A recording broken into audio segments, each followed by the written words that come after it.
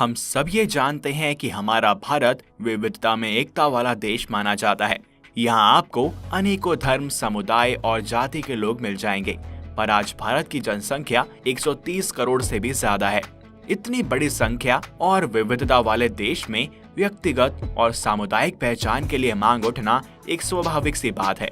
और हाल ही में एक ऐसे ही सामुदायिक मांग भारत में उठ रही है। यह मांग पश्चिमी भारत में एक अलग भील राज्य के निर्माण को लेकर है। आजकल सोशल मीडिया और न्यूज़पेपर में एक अलग भील प्रदेश की मांग का आंदोलन जोर पकड़ रहा है।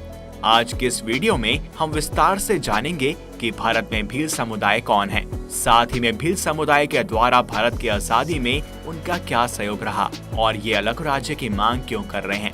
इसके अलावा ये भी जानने की कोशिश करेंगे कि एक अलग राज्य के निर्माण को लेकर इसके पक्ष और विपक्ष में इतना विरोध क्यों हो रहा है।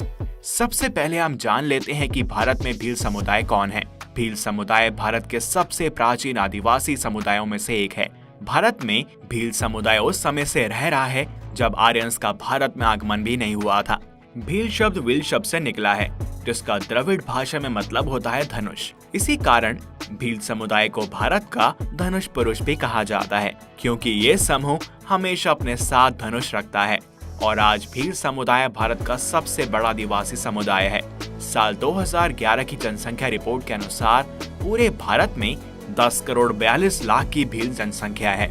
भील आदिवासियों की जनसंख्या राजस्थान, मध्य प्रदेश, महाराष्ट्र, गुजरात, आंध्र प्रदेश, त्रिपुरा, कर्नाटक और छत्तीसगढ़ राज्यों में पाई जाती है।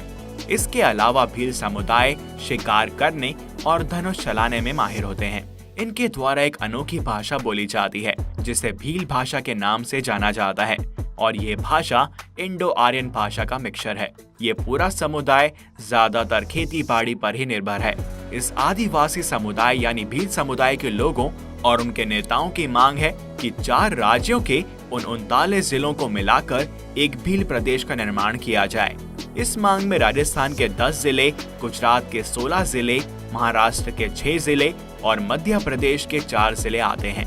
इन सभी जिलों को इकट्ठा करके एक राज्य का निर्माण किया जाए, जिसे भील प्रदेश का नाम दिया जाए, और यही उनकी मांग है।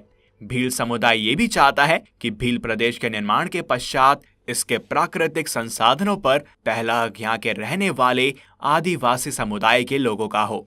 एक अलग भील प्रदेश बनाने की मांग भारत की आजादी से पहले से चली आ रही है। तो जानते हैं इसकी शुरुआत कहां से हुई थी। भील समुदाय के लिए एक अलग भील प्रदेश बनाने की मांग की शुरुआत पहली बार साल 1913 में भील समुदाय के सुधारक और आध्यात्मिक नेता गोविंद गुरु ने की थी। सबसे पहले 1913 में हुए मंगध नरसंहार के बाद एक अलग भील प्रदेश बनाने के लिए आंदोलन खड़ा हुआ था। मंगध नरसंहार जलियांवाला बाग नरसंहार के 6 साल पहले हुआ था, जिसे इतिहास में आदिवासी जलियांवाला नरसंहार भी कहा जाता है। 17 नवंबर 1913 को राजस्थान और गुजरात की सीमा पर मंगध की पहाड़ियों में ब्रिटिशर्स की फौज के द्वारा सैकड़ों भील आदिवासियों को बिना किसी वजह से मार दिया गया था। इस कारण एक अलग भील प्रदेश की मांग उठी थी, लेकिन आजादी के बाद भी एक अलग भील प्रदेश की मांग को पूरा नहीं किया गया। भील समुदाय के लोग और उनके नेताओं के अनुसार भील समुदाय के साथ ऐतिहासिक रूप से भेदभाव किया जा रहा है। ब्रिटिश काल के दौरान जो भी आदिवासी या जनजाति ब्रिटिश सरकार के साथ सहयोग नहीं करते थे, उन्हें अपराधी करार कर दिया जाता था, जिसमें भील समुदाय एक प्रमुख आदिवासी समुदाय था। साल 1857 की क्रांति के समय भी अंग्रेजों के खिलाफ क्रांति में अनेकों आदिवासी समुदाय ने स्वतंत्रता सेनानियों का सहयोग किया था। इसमें भील समुदाय एक प्रमुख आदिवासी समुदाय था, लेकिन 1857 की क्रांति के नाकाम हो जाने के बाद अंग्रेज सरकार के द्वारा आपराधिक जनजाति अधिनियम 1871 पास किया गया। इसके अनुसार कुछ आदिवासी समुदायों पर जन्मजात अपराधी का दर्जा दिया गया। इसमें से भील समुदाय प्रमुख था और इस समुदाय के नेताओं के अनुसार अंग्रेजों द्वारा लागू किए गए जन्मजात अपराधी की पहचान उनके समुदाय के साथ अवास्तविक रूप में आज के समय में भी जुड़ी हुई है और यही उनके समुदाय के विकास में बाधा का काम कर रही है। इसके अलावा भील समुदाय के नेताओं का ये भी कहना है कि आजादी से पहले भील समुदाय के सभी लोग एक ही क्षेत्र में रहा करते थे। लेकिन इंडिपेंडेंस के बाद राजनेताओं के आर्थिक स्वार्थ के लिए इन समुदाय के लोगों के क्षेत्रों को 4 अलग-अलग राज्यों में बांट दिया गया। इस कारण से भील समुदाय के लोग एक साथ इकट्ठा नहीं हो पाए और इस समाज का विकास अटका हुआ है। भील समुदाय के लिए भील प्रदेश की मांग का कुछ लोग समर्थन कर रहे हैं तो कुछ लोग इसका विरोध भी कर रहे हैं। तो चलिए जानते हैं कि भील प्रदेश के बारे में पक्ष और विपक्ष के लोग क्या कहते हैं। समर्थनकारियों का पहला पक्ष है कि अगर भील समुदाय के लोगों के लिए एक अलग राज्य का निर्माण किया जाता है तो इससे समुदाय का राष्ट्रीय स्तर पर प्रतिनिधित्वता सुनिश्चित होती है। ऐसा इसलिए है क्योंकि अलग भील प्रदेश के निर्माण से भील प्रदेश के लोग राज्यसभा में भी जा पाएंगे, जहां भील समुदाय के लोग अपने समुदाय की समस्याओं को राष्ट्रीय स्तर पर आसानी से ले जा सकेंगे। साथ ही अलग भील प्रदेश के निर्माण से इस आदिवासी समुदाय की संस्कृति और भाषा को भी संरक्षण मिल पाएगा। इसके अलावा अलग प्रदेश बनाने से भील समुदाय अधिक सशक्त और विकसित हो पाएगा। तो भील प्रदेश की मांग कराने वाले नेता उत्तराखंड और छत्तीसगढ़ राज्य का उदाहरण देते हैं, क्योंकि ये दोनों ही राज्य साल 2000 में उत्तर प्रदेश और मध्य प्रदेश से टूटकर बने थे।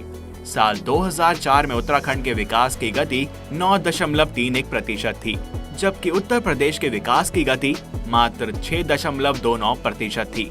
इसके अलावा उस समय मध्य प्रदेश के विकास की गति 4.21% थी और छत्तीसगढ़ के विकास की गति 7.35% थी, जो उनके मूल प्रदेश से अधिक थी। इसके आधार पर यह देखा जाता है कि नए छोटे राज्य के निर्माण से वहां के आर्थिक विकास की गति तेज होती है और इससे वहां के लोगों की आर्थिक स्थिति में भी सुधार होता है। अब जहां पर पक्ष होता है वहां पर विपक्ष भी जरूर होता है।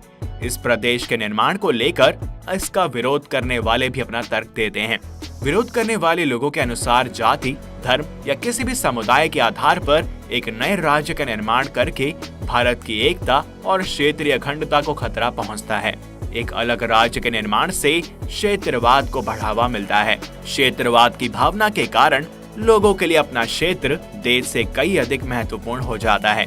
इसके अलावा अगर भील प्रदेश की मांग को स्वीकार कर भी लिया जाए तो भारत में अनेकों आदिवासी समुदाय रहते हैं जो अपने आदिवासी समूह की पहचान के लिए अलग प्रदेश बनाने की मांग उठा सकते हैं। ऐसी मांगे भारत के लिए एक बड़ी समस्या बन सकती है। ये सब बातें हैं जो विपक्ष की ओर से आ रही हैं। अगर देखा जाए तो इस आंदोलन का समर्थन करने वाले और विरोध करने वाले लोगों के तर्क बिल्कुल सही साबित होते हैं। आपका इन सब के बारे में क्या विचार है, हमें कमेंट सेक्शन में लिखकर जरूर बताएं। और अगर आपको यह वीडियो पसंद आई हो तो इसे लाइक करें और ज्यादा से ज्यादा शेयर करें।